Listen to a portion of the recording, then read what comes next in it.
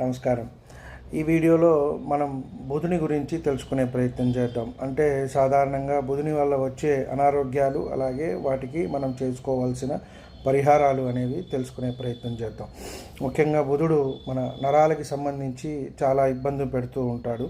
కాబట్టి ఇతని వల్ల కూడా మనకి టైఫాయిడ్, జ్వరము, అంతు చిక్కని వ్యాధులు, పిచ్చి, అలాగే అజీర్ణము, చర్మానికి సంబంధించినవి, కొంతమందికి హిస్టీరియా, మైకము, న్యూమేనియా, కామెర్లు, నత్తి, సరిగా మాట్లాడలేకపోవటం వల్ల కూడా కారణం అవుతుంది. గవదబిళ్ళలు, నరాల బలహీనత, అలాగే నాలుక, దంతాలు, వీటికి సంబంధించిన వ్యాధులన్నీ వస్తాయి. మెదడుకి సంబంధించిన వ్యాధులు కూడా వచ్చే అవకాశం ఉంటుంది. కాబట్టి ఇలాంటి వారు, ఆ బుధ మార్గదర్శి నడుస్తున్నవారు, ఇలాంటి అనారోగ్యాలు ఉన్నవారు చక్కగా విష్ణుమూర్తికి పూజ చేసుకోవటం, విష్ణు సహస్రనామం పారాయణం చేసుకోవటం, ప్రతి బుధవారం కూడా కాస్త పెసలు దానంగా ఇచ్చినట్టయితే వీరికి